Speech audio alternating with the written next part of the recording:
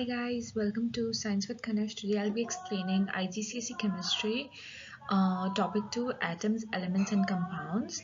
So let's start. So in the first part, we don't have much to do. All we need to understand is the difference between elements, mixtures and compounds. So elements is a substance that is made up of atoms that all contain the same number of protons, and it's the smallest thing. It can't be split into anything simpler. Now, if you go to see a compound is a pure substance. It is made up of two or more elements chemically combined. There are an n number of compounds, and compounds cannot be separated into their elements by physical means. So we again need a chemical reaction to separate them. Sometimes it's not even possible to do that.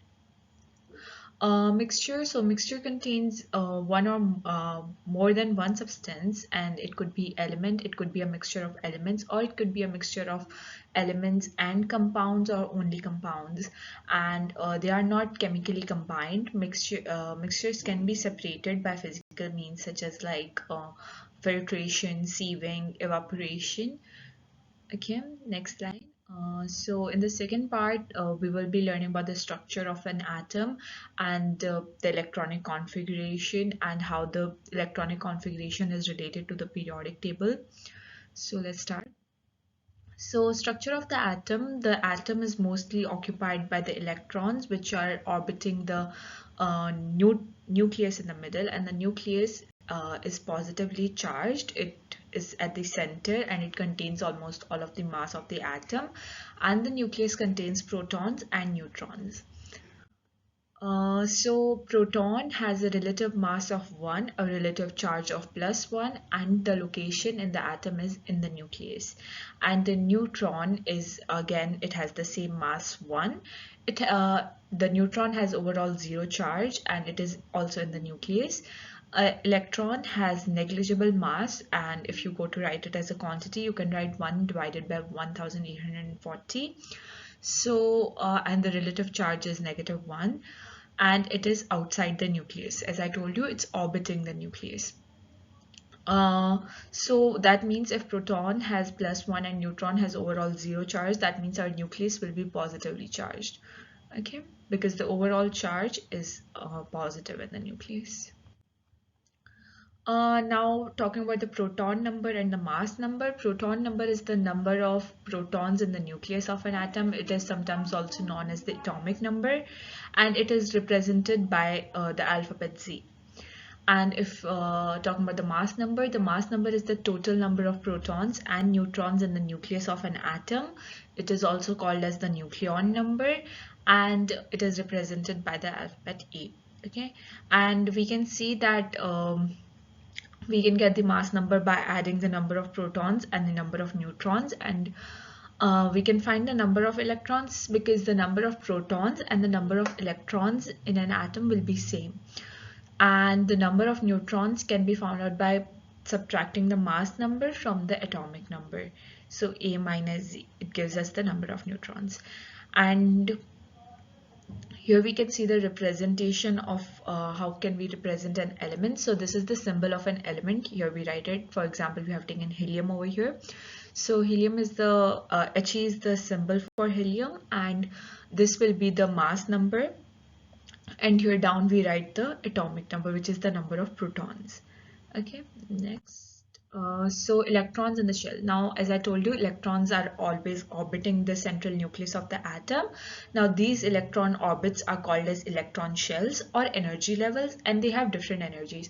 So as we move away from the nucleus, the energy from of the electron shell increases. We start filling the shell from the lowest energy, which means the closest to the nucleus, and the first shell can only hold 2 electrons. The second and the subsequent shells can hold 8 electrons to give a stable noble gas arrangement of electrons. Okay, now electronic configuration, it is just a method of writing how the electrons are arranged in the electron shell of an atom, and it is also referred as the electronic structure. So as you can see here, for lithium, we have 3 electrons. So in the first shell, we will only put 2 because 2 is the maximum capacity of the first shell, and then 1 in the next shell. So 2 comma 1. And when we go for sodium, similarly, we put 2 in the first shell and then we put 8 in the second shell. So that makes up 10. And in the third shell, we put again the last electron. So 2 comma 8 comma 1. Okay, and that same goes for potassium. Next, so this is the electronic configuration for the first 20 elements which is required in your syllabus. So hydrogen, helium, lithium, beryllium, boron, carbon, nitrogen, and so on. And these are their symbols. This is their atomic number, which is also their proton number, the number of protons, and this shows that how many electrons are contained within the first shell. If you go to see for hydrogen, it has only one electron, so it does the first shell is also, you know, not completely occupied. Next, so electronic configuration and the periodic table, the number of outer electrons in an atom is the same as the group number for the element in the periodic table, and the number of occupied electron shells in an atom tells the period number. And noble gas atoms all have a full outer shell of electrons. That's why noble gases are the most stable yet the most unreactive elements. Okay, so here as we can see the example for potassium, it is in the period 4. So we can see it has 4 shells, 1, 2, 3 and 4, right? And it is in the group 1, so it has 1 electron in the outermost shell. And similarly for argon, we can see it is in the period 3, so it has 3 shells, and it is in the group 8, so it has 8 electrons in the outermost shell. Okay, so now moving over to isotopes. Okay, isotopes are different atoms of the same element that contain the same number of protons, but they have a different number of neutron. So hydrogen has the 3 isotopes: hydrogen, deuterium and tritium. And then carbon, there is carbon 12, carbon 13 and carbon 14. For neon, there is neon 20, neon 21 and neon 22. And we can see that all of them, they are having the same number of protons and the same number of electrons, but only their number of neutrons is changing. And similarly, we have chlorine, chlorine 35 and chlorine 37. Even for chlorine, you can see 17 protons in chlorine 35 and 17 protons in chlorine 37. But in chlorine 35, we have only 18 neutrons, but in chlorine 37, we have 20 neutrons. So there is a difference only in the number of neutrons. Everything else will be the same. Now, why do isotopes have the same chemical properties? This is only for the extended students.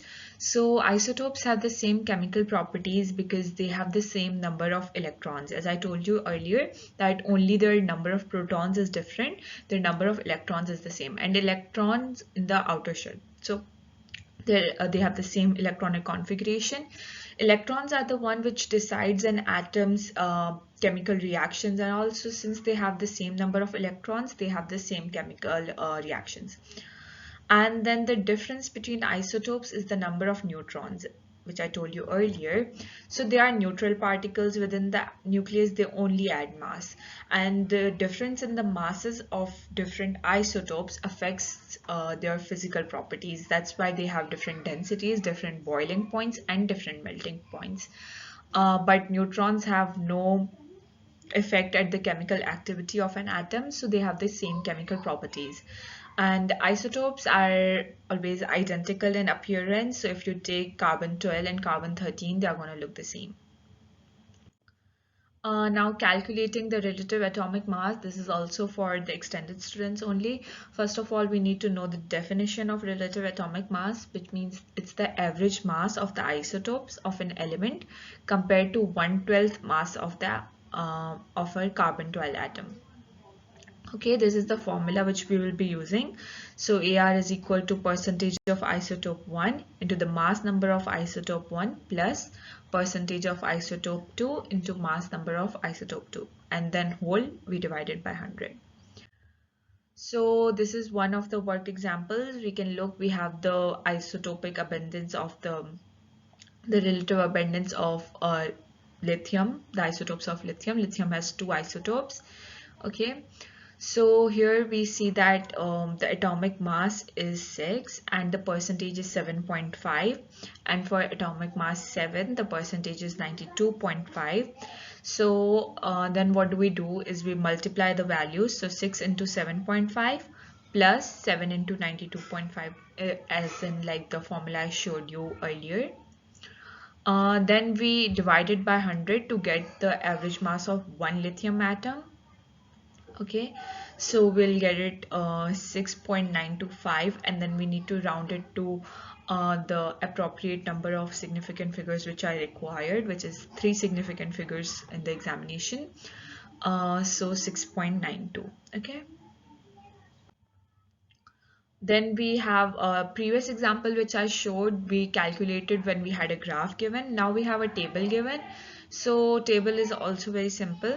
All we need to do is we have the mass here 24, 25, 26 of the different magnesium isotopes, and we have their relative abundance. We need to multiply the abundance with the mass and add them all.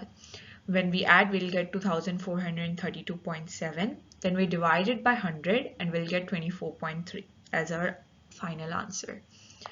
Okay, that's it for today. Thank you so much for watching. Please like, share and subscribe.